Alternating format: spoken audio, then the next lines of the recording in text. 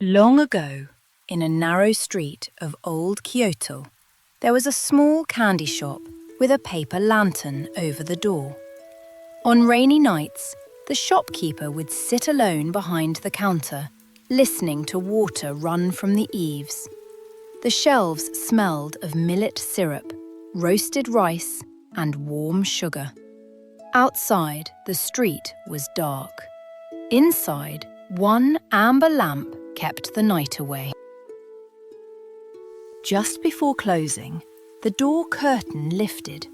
A young woman stepped inside. Her kimono was white, and rain clung to her long black hair, but her voice was very soft. "Please," she said, "one piece of candy." The shopkeeper wrapped a small piece in paper. She placed one copper coin on the counter, bowed, and went back into the rain. The next night, at the same hour, she came again. And the night after that, always alone, always wet from the rain, even when the sky had cleared. Always the same request. "One piece of candy, please." The shopkeeper began to watch the street before closing. He told himself it was only a poor mother, too shy to come by day. On the fourth night, when he picked up her coin, he noticed that it was cold. Not cool from the weather, but cold like a stone pulled from deep water. He looked up quickly. The woman was already at the door. For a moment, in the lamplight, he thought he could see the rain through her sleeve. By the sixth morning, the shopkeeper could not sleep. He opened the money box and counted the coins she had given him. One was missing. In its place lay a dark green leaf of shikimi, the plant placed before graves and Buddhist altars. The shopkeeper stared at it for a long time. That night, he kept his sandals by the door. On the seventh night, she came once more. "One piece of candy, please." Her voice was weaker than before. The shopkeeper wrapped the candy slowly. When she bowed and stepped into the rain, he took up a lantern, slipped into his sandals, and followed her at a distance. She did not turn down the road toward the houses.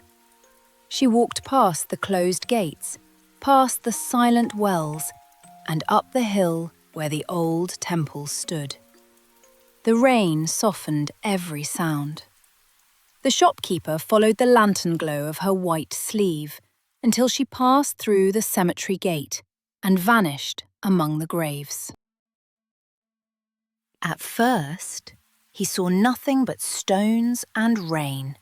Then he heard it, a thin cry, a baby's cry. It seemed to come from beneath a fresh mound of earth where flowers had not yet begun to wilt. The shopkeeper's hands shook so badly that the lantern rattled. He ran down the hill to wake the temple priest. The priest came quickly, and with him came 3 villagers carrying lanterns and wooden spades. No one spoke loudly. No one laughed at the shopkeeper's story. From beneath the earth, the crying came again. The old priest closed his eyes, whispered a prayer, and said, "Dig carefully." They opened the grave with trembling hands. Inside, wrapped in white cloth and held close against his mother's chest, was a living baby. Beside him lay 7 little papers, each one opened and empty, sweet with the smell of candy. The priest lifted the child into the lantern light. The baby cried once, then breathed. At the edge of the lantern light stood the woman in white. Her face was wet with rain or with tears. She looked at the baby in the priest's arms, and for the first time, the shopkeeper saw peace in her eyes. She bowed low to them all, Then her form grew thin as mist. "Thank you," she whispered. The words were softer than the rain. A wind moved through the cemetery. The lantern flames bent, the pine needles shivered, and the woman disappeared. Only the scent of wet earth and sweet millet candy remained. The baby lived. Some say the priest raised him at the temple. Some say the shopkeeper took him in and gave him candy only on rainy days. Whoever raised him, the child grew kind and strong. And whenever he passed the little shop, he bowed to the lantern, as if greeting someone he could almost remember. In that town, people never forgot the woman in white. Mothers bought candy there and prayed for safe births. Travellers stopped to hear the story. And on rainy nights, the shopkeeper always left one small piece of amber candy beneath the lantern, in case love ever found its way back through the dark. This tale is called Kosodate Yurei, the child-raising ghost. Across Japan, there are many versions of this story. A mother dies, but her love will not leave her child behind. In some tellings, she buys candy night after night. In others, she leads kind people to the place where her baby waits. It is a ghost story, yes, but its heart is not fear. Its heart is the old belief that a mother's care can cross even the boundary between life and death.